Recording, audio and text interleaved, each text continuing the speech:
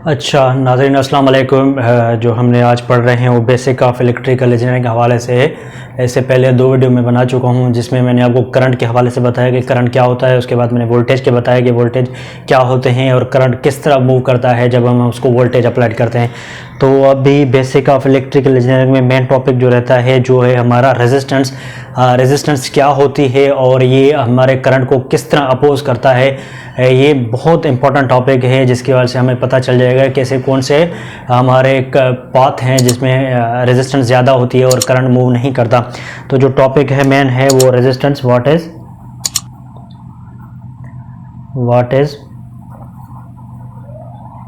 Resistance. तो आज हम रेजिस्टेंस के हवाले से पढ़ेंगे कि रेजिस्टेंस क्या है। अब रेजिस्टेंस एक ऐसी चीज़ है जो हमारे flow of electron, flow of charges, flow of current को अपोज करता है। जो हमारा करंट मूव होता है, जो हमारा करंट एक पाथ से दूसरे पाथ में मूव हो रहा होता है, और रेजिस्टेंस ऐसी चीज़ है जो उसको अपोज करती है। तो उसकी हम डेफिनेशन यहाँ पर लिख लेते हैं। The resistance is measure of opposition of current in a electric circuit।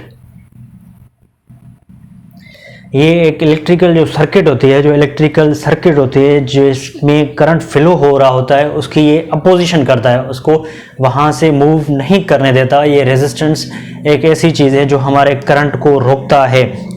तो इसकी जो है ना, ये कौन से ऐसे हमारे हैं, इसकी जो ना एक मेन है कि जितना ज़्यादा लार्ज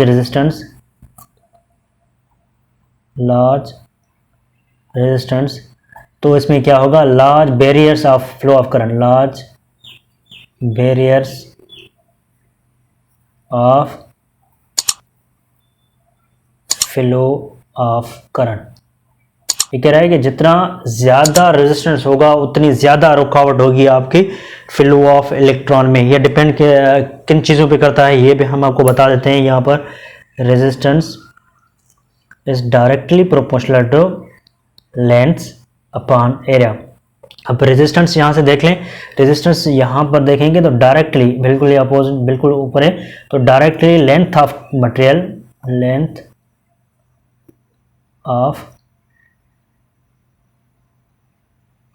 मटेरियल, ये लेंथ जो है ना, ये एल है, ये लेंथ को शो करिए, लेंथ ऑफ मटेरियल। जब लेंथ ज़्यादा होगी, एक मटेरियल की लेंथ ज़्यादा होगी तो उसमें रेजिस्टेंस क्या होगा, रेजिस्टेंस हाई होगी।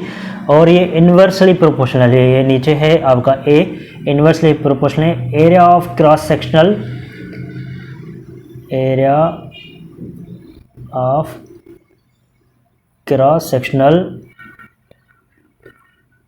Of material.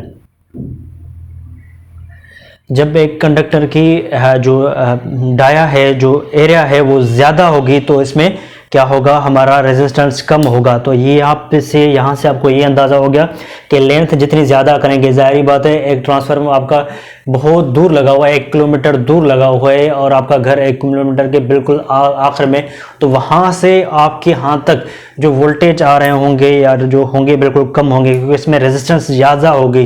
रेजिस्टेंस ज़्यादा होगी, आपका वोल्टेज पूरे नहीं होंगे, करंट आपका कम होगा, तो आपके जो फ़ैन है, जो इक्विपमेंट है वो सही नहीं चलेंगे। अगर उसके नज़दीक होगा तो वो सही चल रहे होते हैं। ये इसकी मेन लेंथ का एक आइडिया है, सिंपल आइडिया है कि जितनी उसकी लेंथ ज़्यादा होगी रेजिस्टेंस उतना हाई होगा। लेकिन अगर उसका कंडक्टर, हम एक मोटा सा कंडक्टर ले लें, एक उसकी डाया वगैरह ज़्यादा हो, उसकी एरिया क्रॉस सेक्शन एरिया ज़्यादा हो, तो उसमें जो है ना वोल्टेज कम ड्रॉप होते हैं, रेजिस्टेंस कम होता है और हमें वोल्टेज पूरे मिल रहे होते हैं। तो अगर इसको हम जो है ना एक इक्वेशन बना दें, ये डायरेक्टली प्रोपोर्शनल, यहाँ पर ये फाई आ गया, उसके बाद ये एल, ये क्या है, रेजिस्टिविटी, रेजिस्टिव ऑफ मटेरियल, ये मटेरियल की रेजिस्टिविटी है। जो मटेरियल होगा उसके हिसाब से इसके लिए जो है ना आपका रेजिस्टेंस होगा। मिसाल तौर आपका गोल्ड है तो उसमें कम रेजिस्टेंस होती है, एल्यूमिनियम है उसमें कम होती है, कॉपर है उसमें कम होती है, और आयरन है उसमें सबसे ज़्यादा, आयरन जो कंडक्टिव पाथ है हमारा उसमें सबसे ज़्यादा आयरन में जो है ना हमारा रेजिस्टेंस सबसे ज़्यादा होता है। तो ये हमारा जो है पी जिसको शो कर रहे हैं, ये रेजिस्टिविटी ऑफ मटेरियल है, ये इस तरह है। तो इसकी एक और भी इक्वेशन है जो आपको मैं यहाँ पर इक्वेशन एक और भी यहाँ पर बता देता हूँ कि इसकी इक्वेशन इक्वेशन क्यों कौन सी है हमारे उसके मुताबिक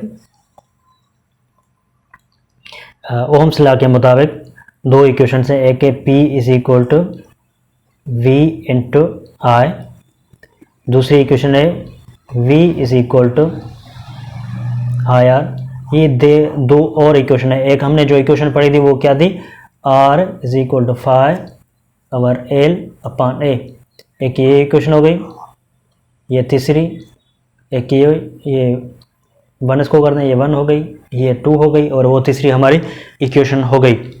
तो इस तरह भी हम रेजिस्टेंस जो भी हमारे उसमें होते हैं रेजिस्टेंस, ये इस थ्रू हम रेजिस्टेंस मेजर कर सकते हैं कि हमारा रेजिस्टेंस किस में कितना है।